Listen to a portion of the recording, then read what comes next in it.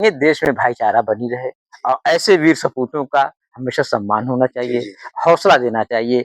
ऐसा वीर सपूत पैदा हुआ है, इस मिट्टी को तिलक लगानी चाहिए, जिस मिट्टी में आप ब्रिगेडियर उस्मान जैसे लोग पैदा हुए। मैं साथियों, आज हम आ चुके हैं, आपको लिए चलेंगे नौशेरा का शेर कहे जाने वाले ब्रिगेडियर उस्मान जी के घर।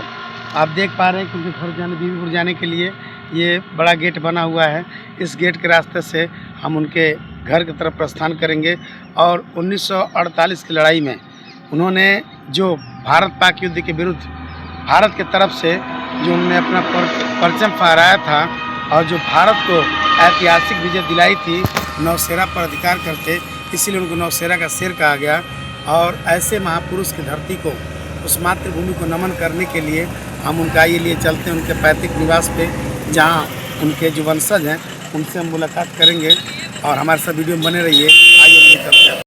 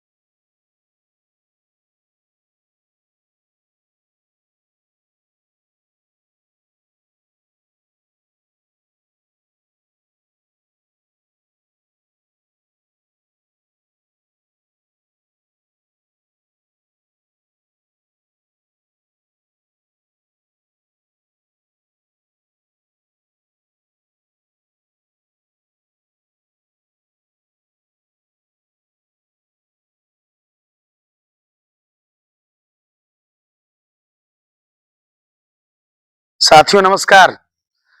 आज हम महापुरुषों की जो धरास्थली है, जो तीर्थस्थली है, अनेक शहीदों की तीर्थस्थली का हम दर्शन कराते हुए आपके बीच में हम आगे बढ़ते हुए उसी कड़ी में हम एक ऐसे पावन मातृभूमि पर आ चुके हैं जिसे हम नौशेरा के शेर के नाम से जानते हैं। यह नौशेरा का शेर कौन है आपको अभी मालूम होगा। और नौशेरा का शेर कहे जाने वाले मोहम्मद ब्रिगेडियर उस्मान साहब थे, जिनकी ये पैतृक जो मकान है वहां पे हम खड़े हैं। और इन्होंने अपने अदम्य साहस और परिचय के बल पर 1948 के भारत पाक प्रथम युद्ध में पाकिस्तान को करारी शिकस्त दिया था। इसके एवज में इनको महावीर चक्र से नवाजा गया था।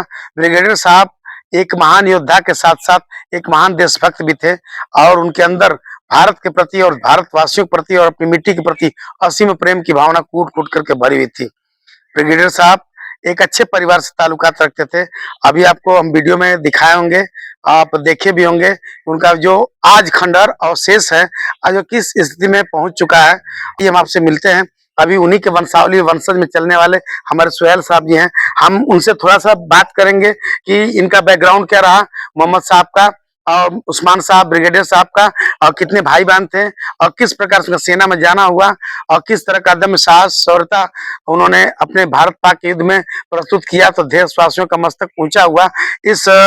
वो इसके बारे में हुए अपने मुख से क्या कहना चाहते हैं, आइए मिलते हैं। नमस्ते सर। आप सर, धन्यवाद सर, हमारे चैनल पर आपका स्वागत है। हमारे सर उनके वंशावली से आप आते हैं और यहाँ के देख रेख करते हैं सुहेल साहब जी। हम चाहेंगे सर सबसे पहले ब्रिगेडियर साहब के पिताजी कौन थे। और जी ब्रिगेडियर साहब के पिताजी का नाम उमर फारूक था। जी उमर फारूक था जी, जो कि कोतवाल थे। जी सर। शहर बनारस में वो 17 साल तक एक ही कोतवाली में कोतवाल रहे जी अंग्रेजों के शासन काल में, जी जबकि एक कोतवाली हुआ करती थी। जी जी उसमें उस्मान साहब के पिताजी जी जो फारूक साहब थे वो 17 साल कोतवाल रहे जी और बहुत साहसी व्यक्ति थे। जी उन्हीं के साहसी बच्चे भी पैदा हुए, जी जी जिन्हीं के लड़के ब्रिगेडियर उस्मान भी थे। जी जी बचपन से ही ब्रिगेडियर उस्मान साहब के अंदर वो क्षमता थी, वो साहस था कि देश के लिए मैं कुछ कर सकूं, जी और उन्होंने करके दिखाया भी। जी। तो बड़े भाई उनके क्या करते थे? बड़े भाई सुहान साहब थे जो नेशनल हार्ट के फाउंडर थे। जी जी जी और ये बीच में थे। ये उस्मान साहब दूसरे नंबर पे थे। जी इन्होंने हरिश्चंद्र डिग्री से एजुकेशन किया था। अच्छा, वाराणसी में पिताजी ड्यूटी करते वहीं पे पढ़ते? जी जी जी जी सर। और ये छोटे वाले जिनके भाई साहब थे? छोटे वाले उनका नाम था गुफरान साहब, जी वो भी ब्रिगेडियर हुए। जी जी जी उनके अंदर भी वही खून वही जज्बा था, मौका नहीं मिला लेकिन उनको वो रिटायर होकर कुछ दिन आए, दिल्लीपुर में रहे। हम लोगों के साथ बचपना था, हम लोगों ने उनको देखा। जी जी आप लोग देखा? जी जी ब्रिगेडियर गुफरान साहब को हमें बहुत चाहते थे, अपने हाथों से वो चाय भी बना के पिलाया करते थे। ब्रिगेडियर गुफरान साहब ने सरदार भगत सिंह के भाई को बुलाया था एक बार बीरपुर इसी सरजमी पे। जी जी जी भगत सिंह के बड़े भाई भी आए थे।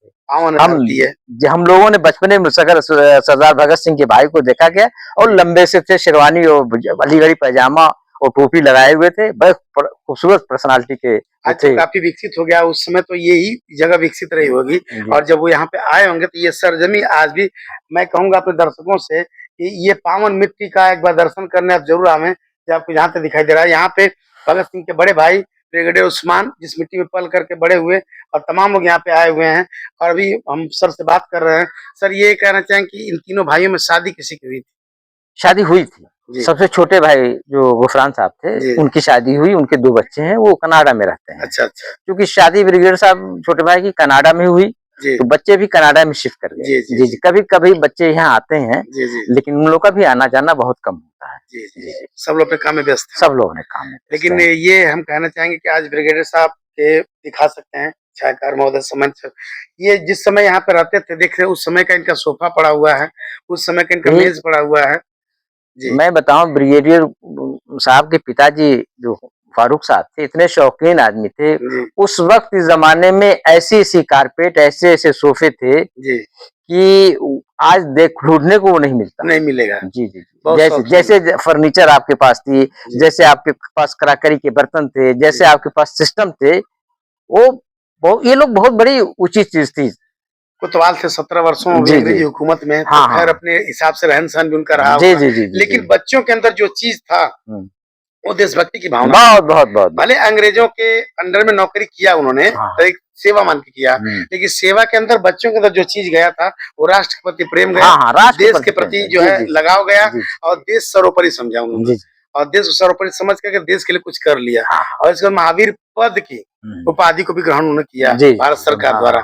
और मरणोपरांत उन्हें महावीर चक्र मिला जी, जी लेकिन आज अगर बात आती है जहाँ पे, तो देखते हैं सबसे पहले नाम आता है तो ब्रिगेडियर उस्मान साहब का नाम आता है। तो धन्य है धरती और धन्य है इनके वंशज, जिनके पूर्वजों ने कुछ करके आज मस्तक सर से कहीं भी जाते हैं, काश वैसे हमारे पूर्वज रहे होते हैं। हम लोग भी सोचते हैं कि हमारे पूर्वजों ने कुछ ऐसा इतिहास रचा होता जहाँ पे किसी की पहचान बताने की जरूरत नहीं होती, लेकिन आज हमारे बीच में सुहेल साहब हैं, कितना प्राउड फील करते हैं जब अरे कहीं आप साहब जाते हैं तो। प्राउड फील नहीं करते हैं, जी। मुझे इतना प्राउड होता है जब मुझे कोई पूछता है कि आप ब्रिगेडियर उस्मान के पूर्वज हम बताते हैं जब कि हमारे पूर्वज थे ब्रिगेडियर उस्मान, हम उसी गांव के उसी मिट्टी के पैदा हम लोग भी हैं, उसी नजर से देखते हैं। हम लोगों के भी रगों में वही खून है जी बिल्कुल, डीएनए वही चल रहा है, वही जी ब्लड जी चल जी रहा है। तो हम लोग को सीना गर्व से चौड़ा हो जाता है जब हम लोग कहीं जाके बताते हैं कि हम शहीद ब्रिगेडियर उस्मान के परिवार से हैं, शहीद ब्रिगेडियर उस्मान के गांव से हैं। गांव से उनके परिवार के, उनके जी वंशावली जी हम हैं, उनके वंशज हैं उनके हम।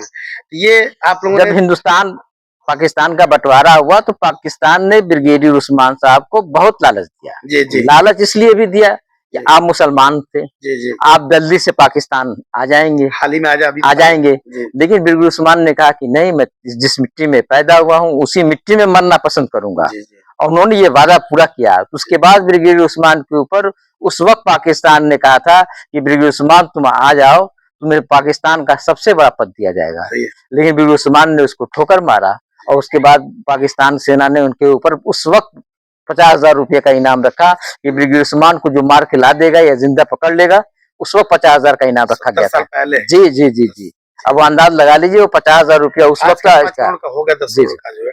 लेकिन जी सबसे बड़ी बात, आज के देश के गद्दारों के लिए जो चंद रुपयों के लिए भारत की जो सिक्योरिटी है, या भारत की जो खुफिया एजेंसियों के जो चीजों को जो उजागर करके अटैक कराते हैं आतंकवादियों से, जिनको थोड़े पैसों के प्रलोभन में आकर के विदेशी हुकूमत से मिल करके और देश के साथ गद्दारी करते हैं, तो वफादारी सीखना चाहिए, ब्रिगेडियर उस्मान जी सीखना चाहिए, जो कि उच्च पद पर रहते हुए भी, और उनको सर्वोच्च पद पाकिस्तान का देने का लालच दिया गया, लेकिन उन्होंने ठुकरा दिया। अपनी मिट्टी को, अपनी मिट्टी की आबो हवा को यहीं पर उन्होंने उसको अपना सर्वोच्च समझा, और वतन की रक्षा के लिए आपने सब कुछ न्यौछावर करना सोच समझा, लेकिन पैसे की अहमियत के जीवन में नहीं रही। और आज हमारे बीच में ऐसे महापुरुष के वंशावली में खड़े हैं। हम लोगों को भी आज प्राउड होता है कि आज उनकी वंशावली में चलने वालों के साथ मिल करके एक नई ऊर्जा का संचार होता है, एक नई सोच की संचार होती है। तो मैं कहूँगा सर कि आज ब्रिगेडियर साहब का जो जन्मदिन उनका है 15 जुलाई को है, जी जी और 3 जुलाई को शहादत दिवस जी मनाया जाता है। जी जी तो जी शहादत दिवस पे क्या-क्या होता है सर? शहादत दिवस पर हमारे क्षेत्र के सभी सम्मानित लोगों को मैं इनवाइट करता हूँ। वो सर्वदलीय जनसभा होती है और क्षेत्र के सभी सम्मानित लोग आते हैं इसमें सारे। सिर्फ आपका सहयोग होता है कि सरकार भी सहयोग करती है? नहीं नहीं सहयोग तो हम ही लोग का रहता है। आपस जी जी जी जी जी जी सरकार से कोई मतलब नहीं रहता है। जी जी सरकार व्यक्तिगत प्राइवेट, मतलब हाँ हाँ ऐसे महान महापुरुषों की पुण्यतिथि मनाए जाने के लिए हम्म, न तो किसी का सहयोग लेते हैं और न किसी से अपेक्षा करते हैं। हमारे सर सुहेल सर जी हैं, जो आज उनकी चीजों को, यादों को आगे बढ़ाने के लिए निरंतर लगे हुए हैं, और क्षेत्र के लोगों को आपने जैसा कि सुना कि लोगों को जो सम्मानित गणमान्य सर्वोदरी लोगों को बुला करके इसी मंच पे, इसी जगह पे वो उन लोगों को सम्मानित भी करते हैं और उनके बारे में चर्चा भी किया जाता है। तो जी ये रहता है 3 जुलाई का कार्यक्रम, और रहता है 15 जुलाई का उनका जो बर्थडे सेलिब्रेशन कार्यक्रम, जिसको आप जयंती बोल सकते हैं। उस दिन कुछ कार्यक्रम नहीं होता हम लोग, लेकिन हम लोग अपने आज व्यस्तम जिंदगी में इन महापुरुषों के जीवन को, उनके जीवन गाथाओं को भूलते जा रहे हैं, और हमें बहुत खुशी होती है जब ऐसे तीर्थ स्थलों की धरा पर आ करके हम खुद को गौरवान्वित महसूस करते हैं। जैसे कि आपने सर के माध्यम से सुना था कि अभी भगत सिंह के बड़े भाई इसी जगह पे आए थे जी जहाँ पे जी हम लोग खड़े हैं, जी जी और आपने बचपन में उनको देखा जी था। जी जी हमने देखा था। अब सोचिए कितना उनको प्राउड फील हो रहा है कि भगत सिंह के बड़े भाई को आपके ब्रिगेडियर साहब के छोटे भाई ब्रिगेडियर साहब ने बुलाया था और यहाँ पे मिले थे। कितना प्राउडनेस, ये धरती मामूली धरती नहीं है, ये स्थान में ये जो लोगों ने जिन आंखों ने देखा है, वो आंखें भी मामूली आंखें नहीं है। हम तो केवल कल्पना कर सकते हैं।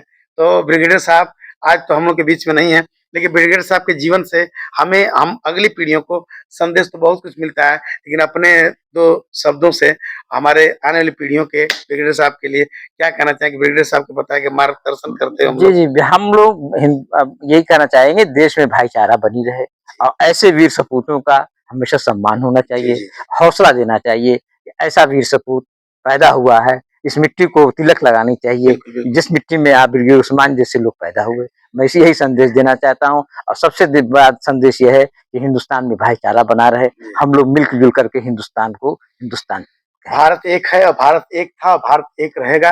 अपनी विचारधाराओं को समानता पे ला करके और एकता का संदेश बांध करके देश की आजादी से लेकर के और देश की लड़ाई में सभी लोगों ने बढ़ चढ़ के हिस्सा लिया। इस बात को याद रखते हुए हमारे लिए महापुरुष कोई इकलौते नहीं है, हम महापुरुष सबके हैं। इस सब महापुरुषों के साथ साथ सबका सम्मान देते हुए और ये ब्रिगेडियर साहब को भी हम कहेंगे कि एकता और एकता का संदेश जो दिया है, सद्भाव का जो संदेश दिया है, इसको हमें आगे बढ़ाने की जरूरत है। और आपसी मेलजोल के साथ हम अपने आने वाली पीढ़ियों को समानता का और एकता का संदेश देने के लिए हम लोग हमेशा प्रेरित करते रहें।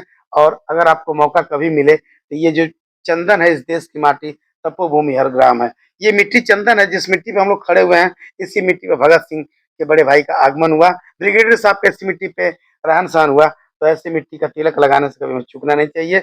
बाकी तो हम बार बार अपने वीडियो में बोलते हैं कि बच्चों को मॉल लेके जाते हैं, पार्क घुमाते हैं, कभी ऐसे शहीद तीर्थों की पार्कों पर तो घुमाया करिए। ऐसे शहीदों के तीर्थों के पार्कों पे आने पे बच्चों के अंदर वो जो राष्ट्रीयता की भावना है, जो देशभक्ति की भावना है, वो कूट कूट के भरती है। ईमानदारी की भावना कूट कूट के भरती है। और उनके जीवन से सबसे बड़ी प्रेरणा यह मिलती है कि ब्रिगेडियर साहब को इतना बड़ा लोभ और लालच देने के बाद भी ब्रिगेडियर साहब ने अपने हिंदुस्तान को सोचा, उन्होंने किसी और के बारे में नहीं सोचा। तो हम लोग इसी के साथ चाहेंगे कि अब अपनी वाणी को विराम देते हुए और हम जितने भी दर्शक हमारे इस चैनल को देख रहे हैं, चैनल के माध्यम से जब आपको आना हो तो ब्रिगेडियर साहब की इस पावन भूमि पर आकर के अपने आप को जरूर धन्य करने का प्रयास करें। और हमारे बड़े भैया जो सुहेल साहब हैं, बहुत ही उदार और बहुत ही नेक विचार, अभी हम लोग आए, जलपान वगैरह हुआ, बहुत मिलनसार प्रवृत्ति के व्यक्ति हैं। और इनके अंदर मिलने के बाद मुझे लगा कि वो रग और वो जो चीजें हैं आज भी विद्यमान है, जो इन लोगों के बीच में बह रही हैं। तो मैं चाहूंगा जब भी आपको मौका मिले इस मिट्टी का तिलक करने के लिए जरूर आइए। जैसे मैं तिलक कर रहा हूँ, बस इस मिट्टी को अपने सर माथे पर लगाने के लिए जरूर आए और ब्रिगेडियर साहब के जीवन से अपने जीवन को जोड़ करके उनके मार्ग पर चलने के लिए अपने आप को प्रेरित करें। इसी के साथ मैं आपसे विदा लेता हूँ। जय हिंद, जय भारत।